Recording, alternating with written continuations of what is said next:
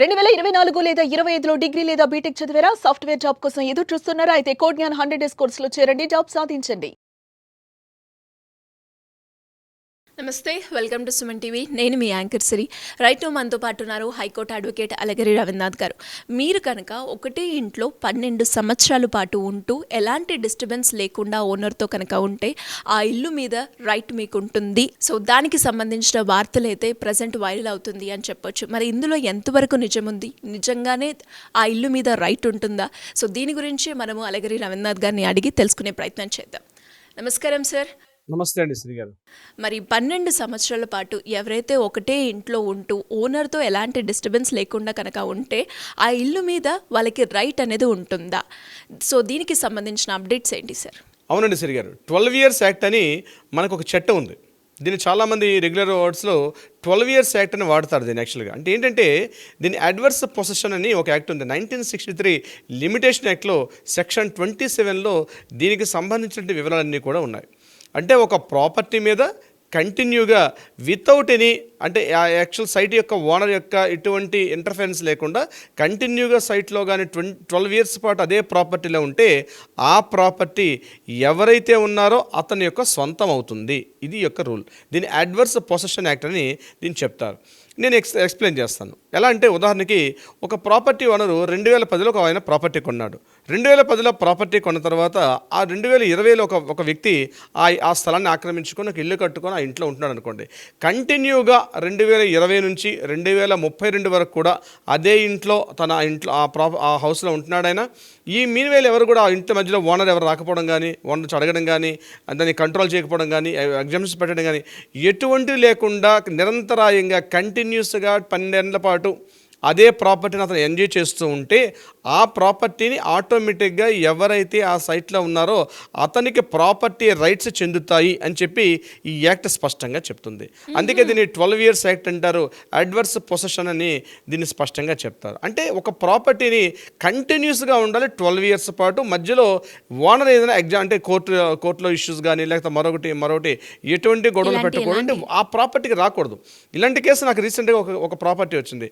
ఒక ఆయన ఏం చేస్తారంటే విజయవాడ నేషనల్ హైవే రోడ్లో పంతంగి టోల్గేట్లో తనకున్నటువంటి 4 ఎకరాల పొలంలో 1 ఎకరం పొలాన్ని తను వేరే వాళ్ళకి అమ్మేశాడు. ఇన్ ద ఇయర్ ఆఫ్ 2000లో అమ్మేశాడు. ఆ ప్రాపర్టీ 2000లో ఇల్లు అమ్మేశాడు. రిజిస్ట్రేషన్ కూడా అయిపోయింది. కానీ ఆ ప్రాపర్టీని కొనుక్కున్న వ్యక్తులు మరలా ఈ ప్రాపర్టీలోకి రాలేదు. కానీ ఈ పక్కన ఈయనకున్న 4 ఎకరాలు 1 ఎకరం అమ్మేస్తే మిగిలిన 3 ఎకరాలు ఉంది.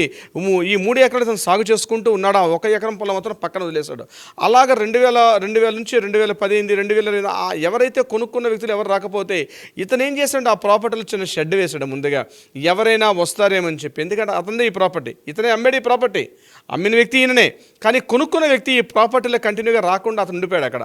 ఇతను అప్పుడేం జరిగింది, ఈ ప్రాపర్టీలో ఉన్న వ్యక్తి రీసెంట్గా ఆ ప్రాపర్టీని హక్కు కన్ఫర్మేషన్ చేయమని చెప్పి కొత్తగా పాస్బుక్ అప్లై చేస్తే ఇమీడియట్గా పాస్బుక్ ఎవరైతే ఈ ప్రాపర్టీని అమ్మారో అతని పేరు మీదుగా ప్రాపర్టీ పాస్బుక్ కూడా వచ్చేసింది.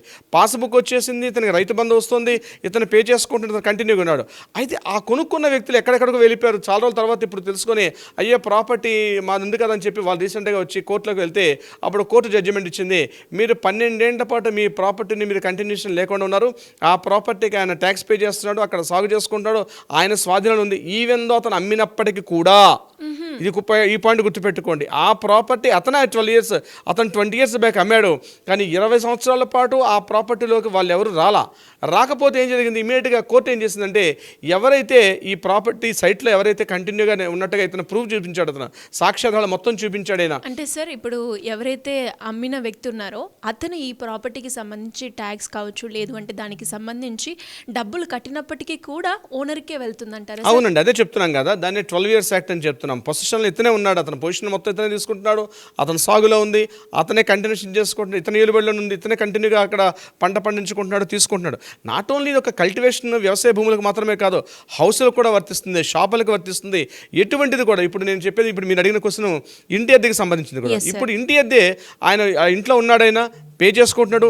Current bill, property tax, power bill, ఇవన్నీ కూడా వాటర్ బిల్ ఇతనే పే చేసుకుంటూ కంటిన్యూగా 12 ఇయర్స్ పాటు అదే ఇంట్లో ఉంటున్నాడు. కానీ ఓనర్ ఎటువంటి పేరు మీదుగా ఎటువంటి లేనప్పుడు కంటిన్యూగా వితౌట్ ఎనీ గ్యాప్ లేకుండా 12 ఇయర్స్ పాటు ఉంటే ఇప్పుడు నేను చెప్పిన 12 years act under the adverse possession అని చెప్పి సెక్షన్ 27 1963 లిమిటేషన్ యాక్ట్ ప్రకారం ఆ ప్రాపర్టీ అతనికే చెందుతుంది అని క్లియర్గా చట్టం చెప్పడం జరుగుతుంది. అందుకనే మీరు ఎప్పుడైనా రెంట్కి మీరు ఒక ప్రాపర్టీ ఇచ్చినా, లేకపోతే లీజుకి ఇచ్చినా, కౌలుకి ఇచ్చినా, ఇటువంటి సందర్భాల్లో గుర్తుపెట్టుకోవాల్సింది మీ ప్రాపర్టీ తాలూకా యువర్ ద ప్రాపర్టీ ఓనర్ కాబట్టి హక్కులు మీ ద్వారా పెట్టుకోండి.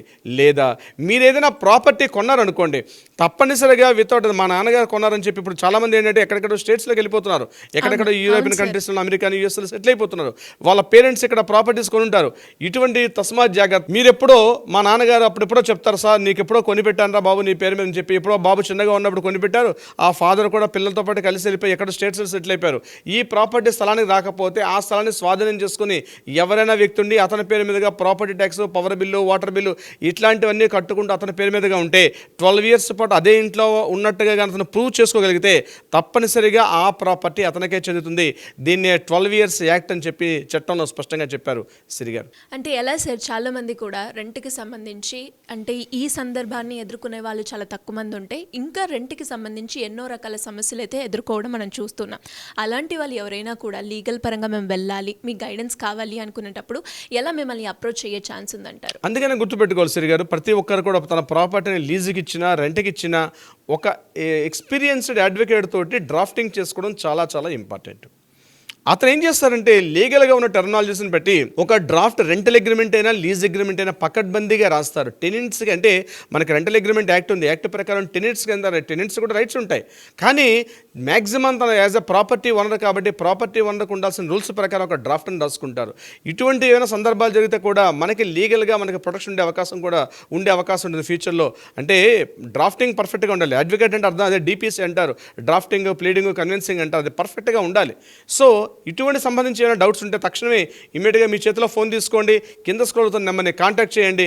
మా లీగల్ టీం ఎప్పుడు మీకు అందుబాటులో ఉంటారు. డైలీ నెంబర్ ఆఫ్ కాల్స్ వస్తాయి కాబట్టి ప్రతి కాల్ అటెండ్ చేయలేకపోవచ్చు. అట్లీస్ట్ మీరు మొబైల్లో వాట్సాప్ మెసేజ్ పెట్టండి, కాల్ చేయండి. బట్ అపాయింట్మెంట్ తీసుకోవడం చాలా ఇంపార్టెంట్. అపాయింట్మెంట్ తీసుకొని మీరు డైరెక్ట్గా వచ్చి కలవండి.